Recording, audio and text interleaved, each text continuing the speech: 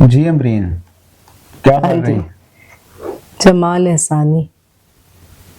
چراغ سامنے والے مکان میں بھی نہ تھا، ہاں یہ سانحہ میرے رحم و گمان میں بھی نہ تھا۔ میرا پسندیدہ شاعر ہیں اور چند پسندیدہ شعراء میں سے ہیں اور بہت شعر ہیں۔ اگر آپ اشعار دیکھیں نا کہ کس شاعر کے پاس زیادہ شعر جو مقبول بھی ہوں اور اچھے شعر بھی ہوں، تو جمال میرا خیال ہے ان چند شعراء میں اردو میں، بالکل اردو غزل کے، جس کے پاس بہت شعر ہے۔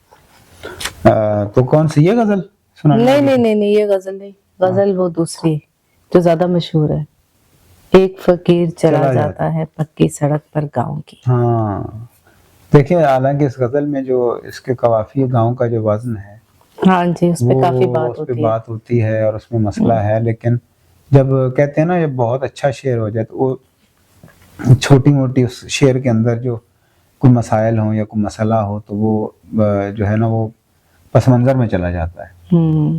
اسی طرح غزل بہت اچھی ہو گئی۔ ہاں اس میں دو سکولز آف تھاٹ ہے نا ویسے بھی۔ ہاں جی، کچھ لوگ تو بہت اسٹرکٹ ہیں، وہ بالکل نہیں کرتے، اور کچھ لوگ کرتے ہیں اس پہ۔ کچھ تو اتنے اسٹرکٹ ہیں کہ کسی بھی لفظ کا بھی داخلہ پسند نہیں کرتے۔ ظاہر ہے کسی اور زبان کا لفظ ہے، اس کو اس کے اندر آ جائے تو اس کو بھی وہ برا مناتے ہیں، اس کو عیب سمجھتے ہیں، تو وہ ہمارے لیے تو سینئر سوسائٹی قابل احترام ہے۔ بہرحال یہ غزل بہت شاندار ہے جناب، لطف آئے گا تو سناؤ۔ ایک فقیر چلا جاتا ہے پکی سڑک پر گاؤں کی۔ ایک فقیر چلا جاتا ہے پکی سڑک پر گاؤں کی، آگے راہ کا سناٹا ہے پیچھے گونج کھڑاؤں کی۔ واہ واہ واہ۔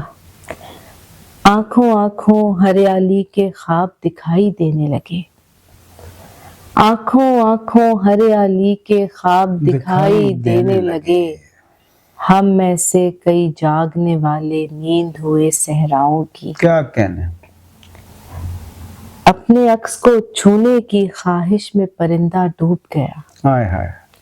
اپنے عکس کو چھونے کی خواہش میں پرندہ ڈوب گیا، پھر کبھی لوٹ کر آئی نہیں دریا پر کھڑی دعاؤں کی۔